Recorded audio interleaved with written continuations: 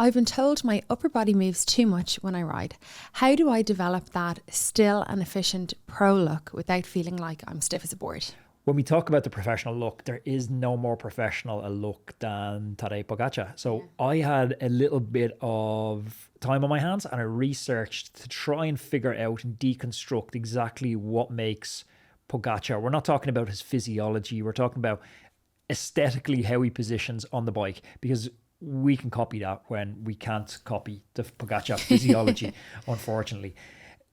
Body position and aerodynamics is the first way I've decided to look at it.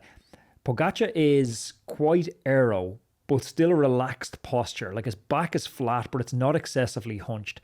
This means he's aerodynamically efficient without compromising power output, because the more aerodynamic you get, you close off that hip flexor angle and you can start to compromise your power. So he's found a real happy medium. That will have been playing around the wind tunnel. But I recorded a time trial course with David Miller a good few years ago now, probably 7-8 years ago. And one of the lessons I remember from it was David Miller saying all his years in the wind tunnel that if you're to go outside the wind tunnel and look at somebody, and if they look fast, they normally are fast when you analyse them. So you can start to tweak your own position and aim for that kind of Pogačar aero position, like take the picture of him and try and mimic it yourself. And if it looks aero, the chances are if you're going tested, it would be aero. His elbow bend and shoulder relaxation is another one. He keeps his elbow slightly bent. This is absorbing all the road vibrations, and it's allowing for small micro adjustments for him to balance, like with wind, corner, in the bunch.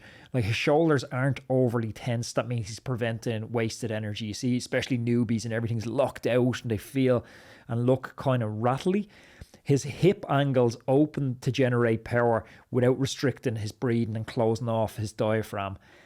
Then we move into pedal stroke. If you're to look at his pedal stroke, he definitely doesn't mash on the pedals. He's not a masher. He's quite a rounded pedal stroke guy, which means we have even power distribution. He's not neglecting that upstroke. So his form, it's maximizing power through the 360 degrees, bringing in quads, hamstrings and calves into every pedal stroke. His cadence is in that 85 to 100 range, which just looks way more fluid than some of the harder pedalers. Like, without picking on Mads Pedersen, I always think he just feels like he's quite a stompy pedal stroke. And then looking at footage of Pogačar, so much of it is footage on YouTube of him climbing, attacking when he's climbing, and he strikes a good balance between seated and standing when he's climbing. He switches between the two of them almost effortlessly. He uses that standing attack strategically to get a gap without being, he knows there's an aerodynamic penalty for it. So as soon as he establishes a gap, he's typically back into a more aerodynamic position without too much wasted energy.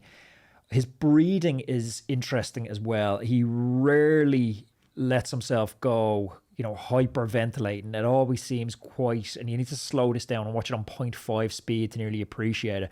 It always looks quite slow, nasal breathing, deep, controlled, rhythmic, no wild upper body movements either, which means he's rarely in oxygen debt. One of the key things that Pogačar has that a lot of us as amateurs don't have, it's well-rounded adaptation to what we're doing through strength and conditioning. I'd imagine he's doing a lot of off the bike core strength and conditioning, stuff like that. Like his body is lean but muscular in those key areas like glutes, quads, core, giving him that steadiness and that sustainability to keep that steadiness far into the race. And yeah, that's kind of my analysis of Pogačar. It took me 60 seconds to get out, but that took me hours to figure out. I'm watching footage of Pogačar. And look, maybe I missed loads of stuff there. So let me know in the comments what I missed there, because look, your analysis of Pogačar is equally as valid as mine.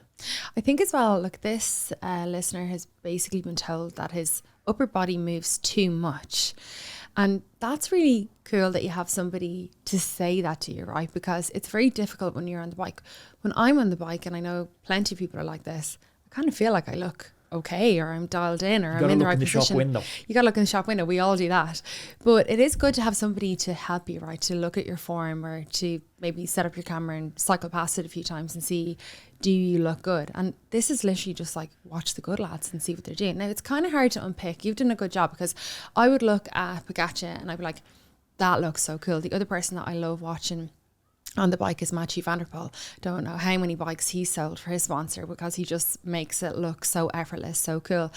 But it is hard as a newbie to look at Pogačar, Van der Poel, and be like, oh, that's what they're doing, right? Yeah. Or this is the position, or that's why it looks so smooth. So that's really cool that you pointed out. Well, I never all heard those an little bits. analysis of it. It's hard to even know where to begin to ground that conversation. And that was nearly my goal with this, is to like start a dialogue around it. Obviously, bike fit, however, no default to that answer, but it's quite a lazy answer, because it doesn't take in everything that we talked about there. Also, I think anecdotally, since we launched our strength and conditioning plan, plug for that because the link is down below. Since we launched our strength and conditioning plan for cyclists, I've had first-hand experience seeing the transformation people have made in their stability over like 6 to 12 week period. And aesthetically, they look very, very different on the bike with some S&C work. And that's why I think that kind of muscular in key areas is very important. Okay, yes, we will see Pogačar and those other riders at the end of a race sometimes if they're, really suffering, that the form does go. You can see a little bit of a sway in the shoulders or the hips. Give him a break. But it's very rarely. I think he looks as amazing on the bike usually at the end of the race as he does at the beginning. And that's just, again, his, as you said, strength and conditioning, that endurance, that big engine that he's built up. But it also, I will say, it's going to be very difficult to look like Pogačar on the bike. He looks like the bike is kind of an extension of his body. You can kind of see that with certain riders. They just look really cool on the bike. He's been riding his bike since he was very young. Is Pogačar in this since he was a kiddo? I don't know what age he started, but yeah. Yeah, so it's definitely something to kind of consider, but yeah, something very difficult, I think, to achieve. We have 3 long form podcasts every week. Some of them are 90 minutes or 2 hours long, and I realize you're busy. Sometimes it's hard to cut through the noise and figure out the signal, figure out what the important parts are of these conversations. So I've taken your feedback, and once a week I'm delivering to your inbox a newsletter called The Saturday Spin.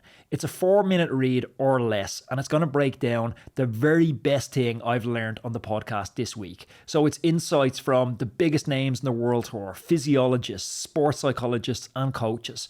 It's completely free to sign up to the newsletter. All you have to do is go to roadmancycling.com, stick in your email address, and once a week on a Saturday morning, I will deliver the Saturday Spin newsletter direct to your inbox. The link is down below. Go sign up.